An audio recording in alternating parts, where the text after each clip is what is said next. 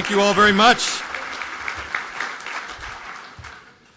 What a surprise. I didn't know that my great friend Jack Kemp was going to introduce me. I have to admit, Jack, you're one of my heroes. And I got to tell you Jack Kemp's story. Everybody has one, I hope. It must have been like the 1985 Lincoln Day dinner in Dade County, my county in Miami. We had like 800 people. Miami's different, okay? Things don't go according to plan always, which is why actually I love being there. It's a place that's 5 steps forward, 10 steps back. It's kind of a 20 steps forward, 3 steps back. It's a very dynamic place. It's a reflection of what I think our country is going to look like moving forward. And Kuluma and I love being there. But Lincoln Day dinners in Miami are chaotic, to say the least. And so poor either then secretary or congressman or muckety-muck, I forgot what your title was, Jack, but he's there, and it's 10:30, and he's finally getting to speak. That would stop a normal person from,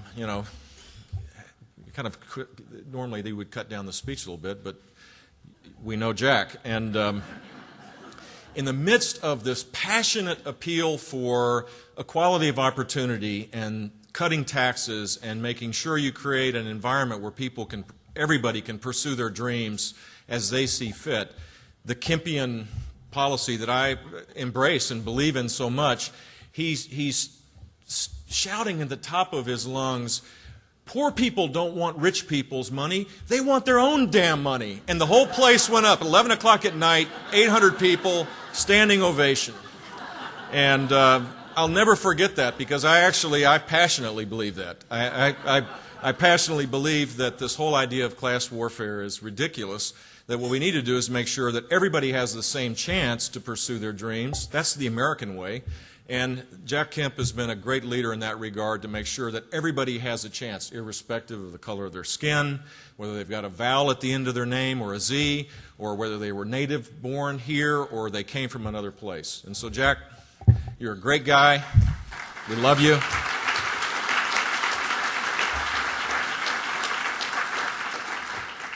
I'm really honored to be here to speak at the 10th anniversary of the founding of this great public policy school. And I wish I had learned about the greatness of this school when I started as governor 8 years ago, or now 8.5 years ago, because what I've learned from the beginning of my tenure as governor was that young, principled, idealistic, policy-oriented public servants are like a catalytic converter in the political process.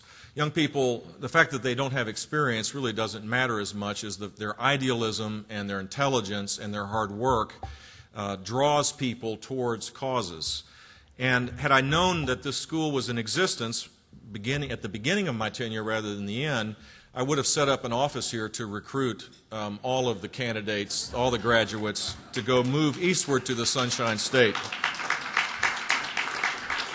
Dean Wilburn, I did have the chance to work with one of your graduates, Hannah Scandera, who was a spectacular public servant, who now is serving in the Department of Education in Washington. She set up an office that really doesn't exist, unfortunately, across the country. She was in charge of the accountability and research arm of the Department of Education. We have the best database in the country.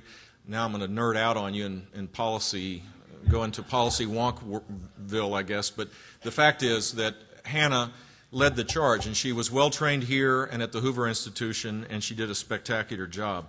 And the fact is that young people that graduate can play a huge role, from this school, can play a huge role in changing the course of our country. I've seen it firsthand, and I know for a fact that it makes a huge difference. And hopefully, for those in the back that all stood up, I hope that you'll go back, at least give us a chance back in Florida, our beloved state of Florida. Come back. Charlie Crist will probably hire you if you're interested, because it would make a great difference for our state. I've been asked to speak about leadership, which is something that is really kind of a problem for me, because when you talk about leadership a lot and your own personal experiences, you talk about yourself. And if you know anything about our family, you know that there's a genetic problem with that. So when I begin to talk about this, there's this looming figure behind me. I can see her back there. Can you see her with the pearls, the white hair, with the stern look? So you know my dilemma.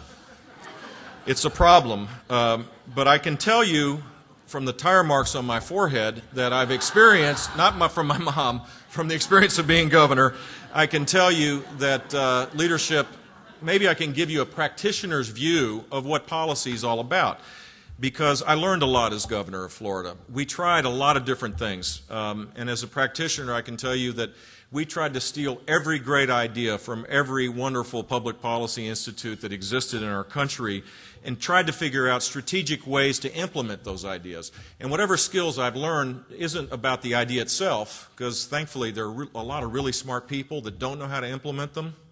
There's not a trademark on them. So my skill was to try to get really talented young people to create a team to take these ideas and learn ways to fearlessly go about implementing these principles that people talk about that are really important, but people haven't figured out how to implement.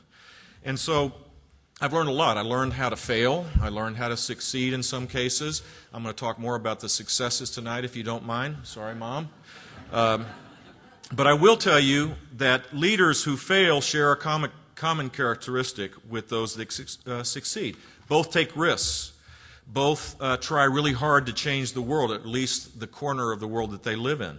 Sometimes the right answers only come from trying the wrong thing first. And so I would hope lesson number one really for me is to never be too critical of people who take risks and fail in public life.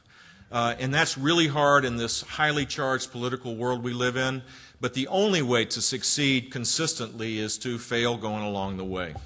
Leaders understand the tremendous risks associated with challenging the way things are, and they pursue change anyway.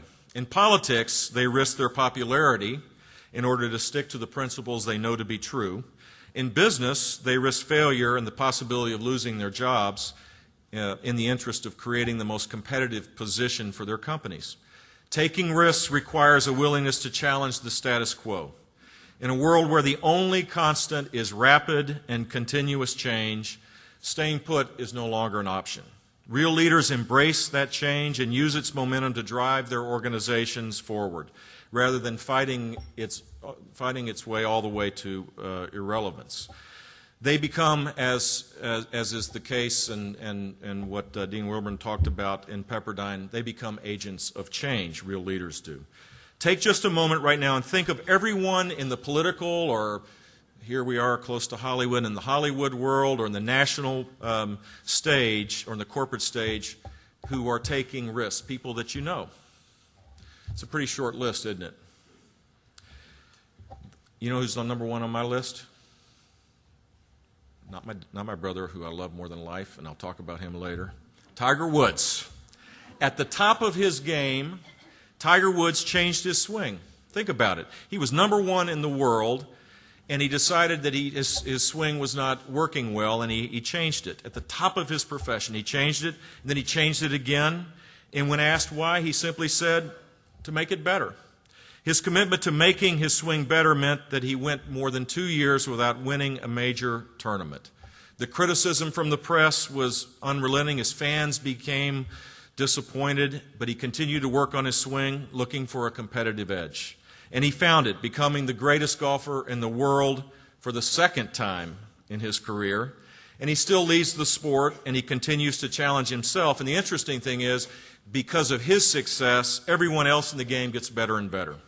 As governor of Florida, I was fortunate to have a legislature, most of the time, and a team of really talented people all the time who were not afraid to challenge the status quo. Together we achieved, in my opinion, sorry Mom, substantive reforms that really, I think over the last 8 years, if you looked at the reforms that took place in our state, they're quite remarkable. And I'm truly blessed with a team of people that made that happen. We changed the state civil service system to end guaranteed employment, for example, and provided greater flexibility for managers and workers to serve the citizens. That may sound nerdy, but in fact, if you have guaranteed employment, which is the case in every state government in the country but a handful, it is impossible to make the kinds of changes that you would want in your state government. We outsourced many tasks that we knew the private sector could do better, and we eliminated 10,000 jobs over 8 years from the government payroll, and we saved the taxpayers of Florida $700 million and avoided another $1.4 billion of costs that would have been invested had we stayed with the old way of doing things. We reformed Medicaid to empower beneficiaries with their own health care decisions. In fact, we actually, Jack, suggested that poor people could make decisions for themselves when they were empowered with the proper education, and we have proven that they can make good decisions for themselves and their families, and we've done this to maintain, and at the same time, improving quality. We've maintained the integrity of the program over the long term, and many states are now forced with huge challenges of cost overruns in their Medicaid budgets. We replaced an inequitable system of college admissions, one where there was a lower standard of entry for some at the expense of others, with a race-neutral policy. Unlike some other states that have done the same, we implemented an aggressive strategy to identify, to support, and to encourage minority students in middle school and high school. And in Florida, very different than in California and Texas, where affirmative action was eliminated. In Florida, we have more minority students in our university system, but now we do it in a fair and just way. And we accomplished these very meaningful reforms at the same time that we demanded fiscal restraint from ourselves and the legislature. During my 8 years as governor, we had cumulative tax cuts of $20 billion in tax relief. In fact, it gave me so much joy. The press, I don't know how it is here in California, but the press in Florida is quite liberal, and so we would always, I thought it was too.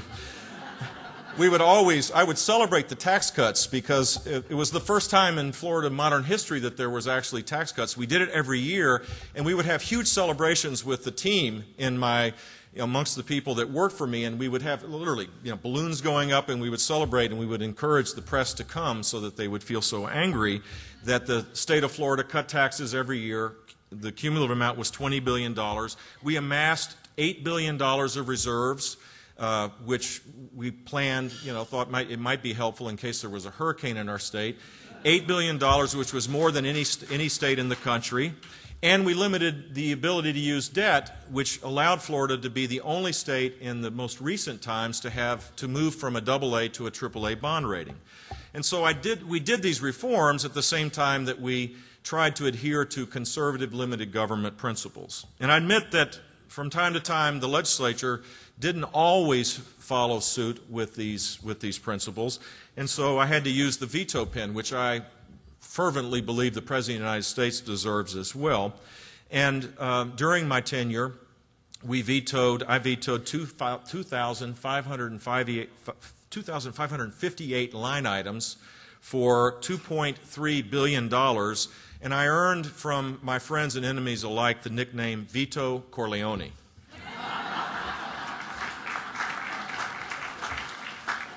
And through this experience, which was a joyous experience, I learned a lot about leadership. And I have 5 suggestions or skills of leaders. And for those that think that leaders have to be naturally born, I think the best way to become a leader is through experience.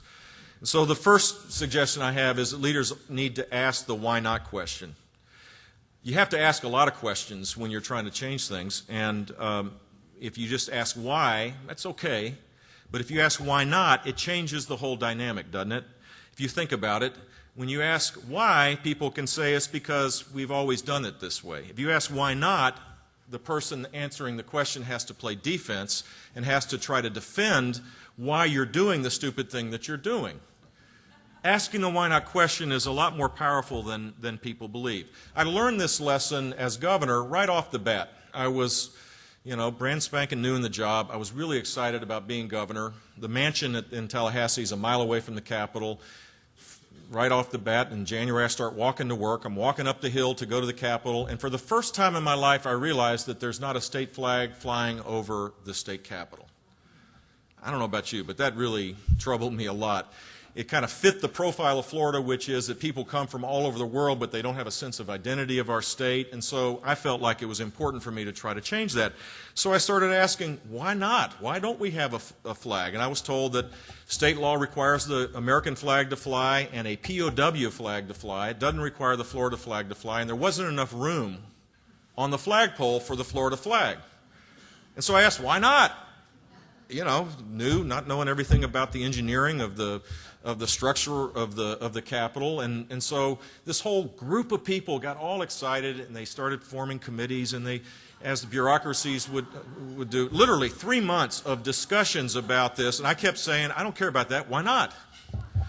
And finally, at the last meeting where they were, I kid you not, they were talking about a $500,000 more or less budget request to build a bigger flagpole to put the Florida flag up.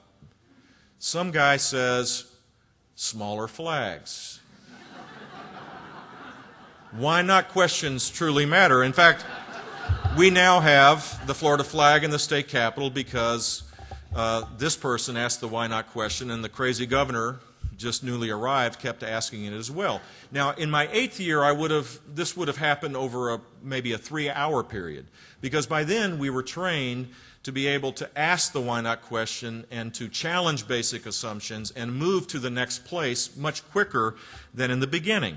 Smaller flags, by the way, look about the same when they're up about 200 feet in the air. So the question of why not also comes to play in another great area, which relates to to intellectual curiosity. Because basically, by asking this question, you're proving that you're curious.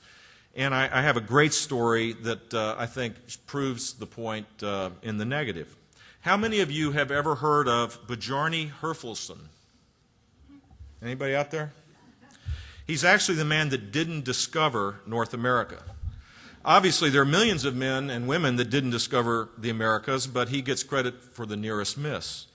Bjarne was traveling to Greenland when a storm blew him off course, and he landed off the coast of Canada, literally right off the coast of Canada. And instead of checking it out, he just turned around and went back to Greenland. And apparently, there he was, literally 100 yards off the coast with his crew, looking at a land that no one had ever seen before in history, and he had no strange interest in checking the place out. So he goes home and happens to mention this to his friend Leif Erikson. And you know how the conversation went. You can just envision, put yourself back, centuries back. You're sitting there with Leif and Bjarne. You know that Leif said, why not? Why not? Why didn't you go on shore? And so what did Leif do? He either borrowed the money to build a boat or he bought Bjarne's boat, and he went to discover North America. The point being that you have to have intellectual curiosity and the courage to pursue those ideas in order to make substantive change. Which brings me to the second key of leadership, and that is once you have the answers, the next step is to use the information to initiate reform. And that starts by setting a goal that everyone can organize themselves around. I hate acronyms, which I know is a little ironic since my name is an acronym, John Ellis Bush, J-E-B, Jeb. And I fought a lonely battle as governor, and Jack, I'm sure you tried to do the same thing at HUD to deal with acronyms, and I failed. Government is just horrible with acronyms. But I think acronyms is a way to try to create an opaque system where people don't understand what's going on. There's no transparency with acronyms. If you don't exactly say what you believe, then it's very hard for people to buy into it, and that's what government does, and it drives me crazy. However, I do have one exception, which is an acronym called BHAGS, and that stands for Big, Hairy, Audacious Goals. It's a Jim Collins creation. I recommend his books. He's a great writer. BHAGs are designed to be transformational. They require ambition and audacity. And when you set a BHAG, you're really going after big game, the kind that can change the fortunes of your organization and redefine its future. BHAGs really matter. Most people set goals that tweak the status quo. Leaders set BHAGs. In Florida, we tried to be all about BHAGs. During my administration, the mother of all BHAGs was providing a quality education so that each and every student in our state, irrespective of the color of their skin, the level of the income of their family, their ethnicity, could gain a year's worth of knowledge in a year's time. That if you could envision that happening over a decade of time, that you could transform the state. That was our principal BHAG, closing the achievement gap and making sure that all children learned in a meaningful way so that they could be able to pursue their dreams as they saw fit, not having government tell them how to do it because they were dependent upon government. And for us, equality in education meant holding all students to the same high standard and then organizing the system around each child to help them achieve it. And so we used just about every possible means to achieve this BHAG. We raised standards for core curricula, and that was quite controversial. We measured progress annually before the federal government required us to do so. That, too, was controversial. We graded schools. This was a really radical idea. We graded schools like students are graded, A, B, C, D, and F. So there was total transparency for everybody to know how schools were doing, and it was based on student learning. We initiated a policy to reward teachers for learning gains of their students, pay for performance. The best teachers should be paid more. The mediocre teachers, in my opinion, should be fired, but at least the best teachers should be paid more so that we can have better teachers, people aspiring to become better teachers. We implemented the largest voucher programs in the country. We were the first state to create high school majors where every ninth grader declared their major so that they could at least have something in high school in terms of learning other than dating that was exciting for them and relevant in their lives. We did all of this because we were focused on rising student achievement and making sure that the achievement gap, which is the great civil rights challenge, in my opinion, of our country today, to make sure that everybody has a chance to be successful because they've gained the power of knowledge, is the norm rather than the exception. And in less than a decade, we've narrowed the achievement gap considerably because this BHAG was out there and everybody had to deal with it in the state, whether they liked it or not. In fact, Florida is one of the few states that is making continual progress in narrowing the achievement gap. The National Assessment for Education Progress last week came out with their results. Florida, in the last 10 years, has had the greatest gains in learning among African Americans and Hispanics, and we've gone from number 29 out of 31 to above the national average in fourth grade reading and eighth grade reading because there was this focused approach on making sure that learning was the first priority. Not the bureaucracy, not the system, but making sure that the God-given ability of every child in our state could come forth through quality learning. BHAGs beget other BHAGs, by the way.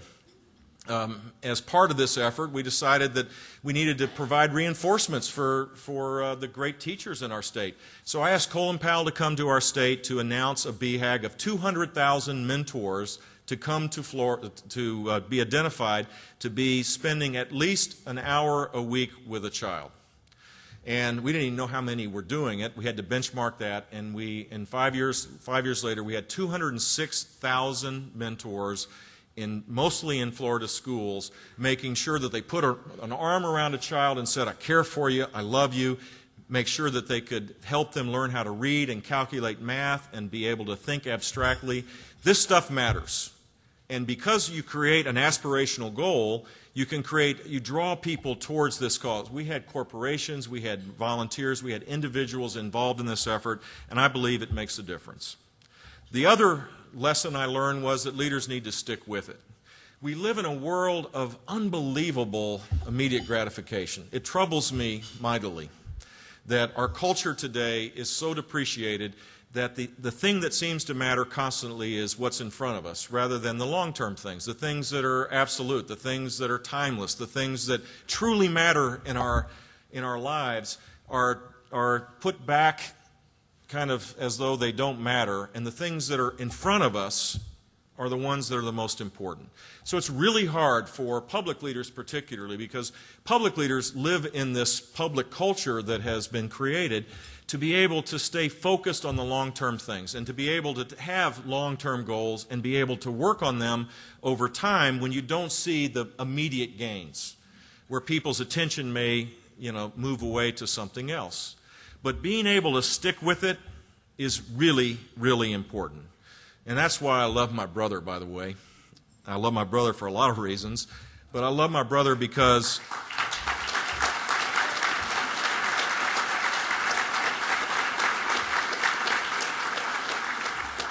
think about the culture we're in, and think about the conditions of our country today, and think about the criticism that exists. It takes a leader to be able to say, this is important. I'm not worried about my own personal popularity. I'm not worried about the latest poll. I'm worried about our country, and I'm worried about the values that are embedded in our country, and it's important for us to stand on those values through thick and thin. That's what he believes.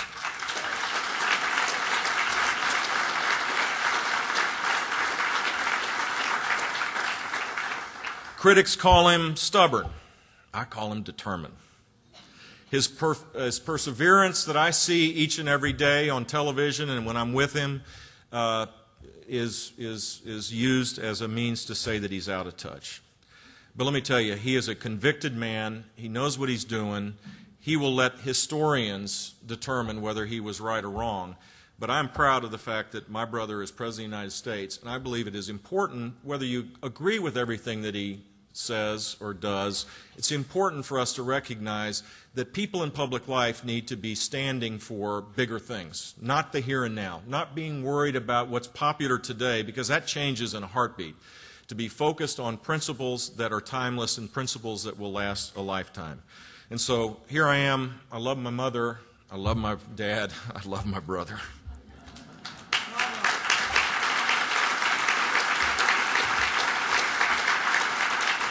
The interesting thing about sticking with it, by the way, is that it's amazing, and I'm sure that many of the people in business and in your own life, you'll appreciate this.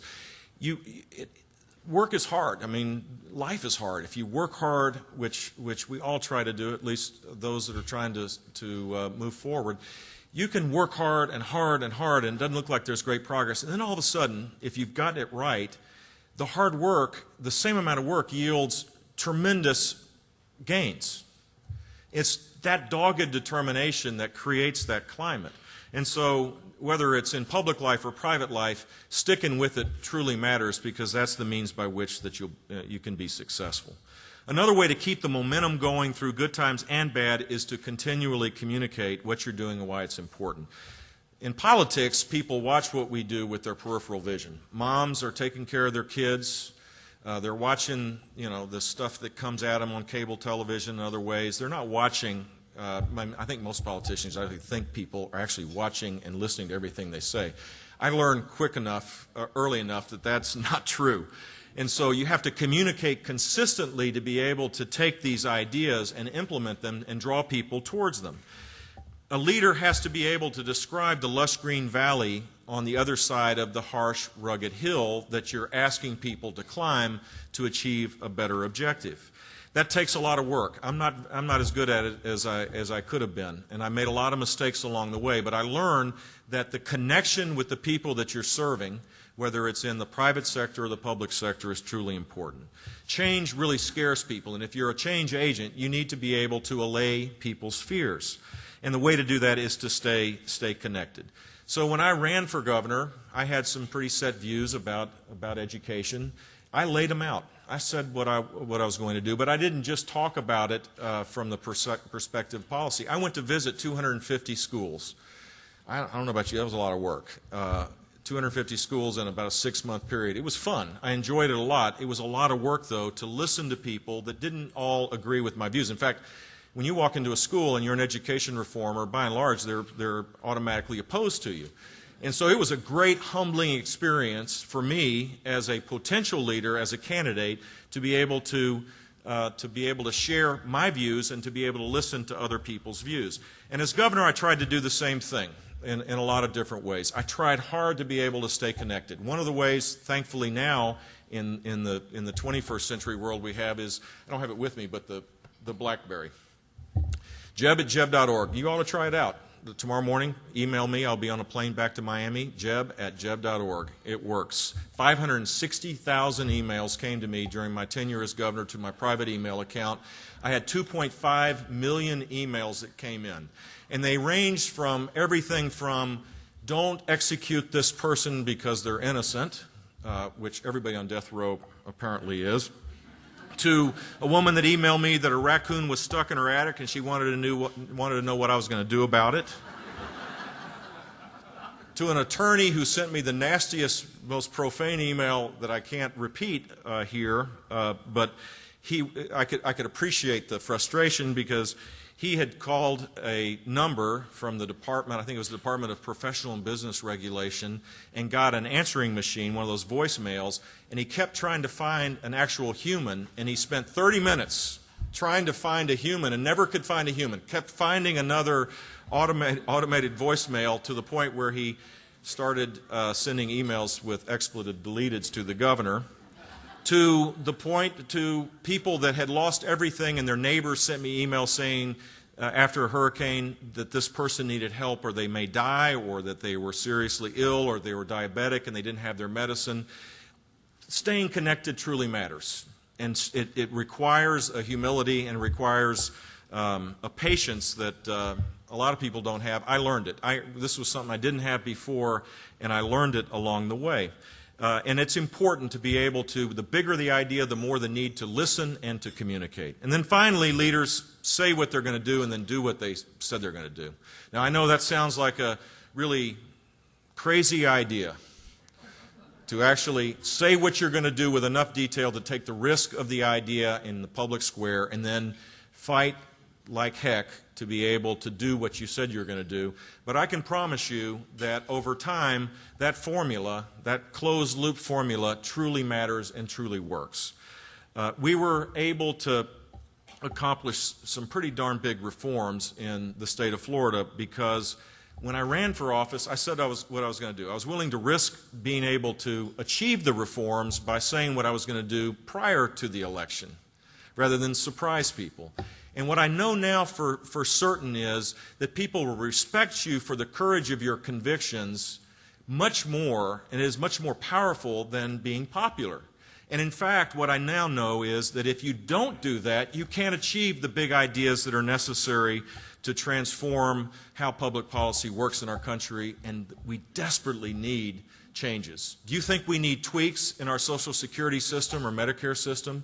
Do you think we need to tweak a little bit how our immigration system works today? Do you think that we should stay put with the lack of energy security in our country? Or how about health care? Or how about education? We have these big issues. And I would suggest to you that you should demand, and that we all should demand, that elected officials and candidates for higher office say what they're going to do and do it in an intellectually honest way with enough detail for people to be able to discern whether it's appropriate to move in that direction, and then give them the chance, and truly give them a chance in a civil way to do what they said they were going to do. Imagine what it would be in our country if we could do that.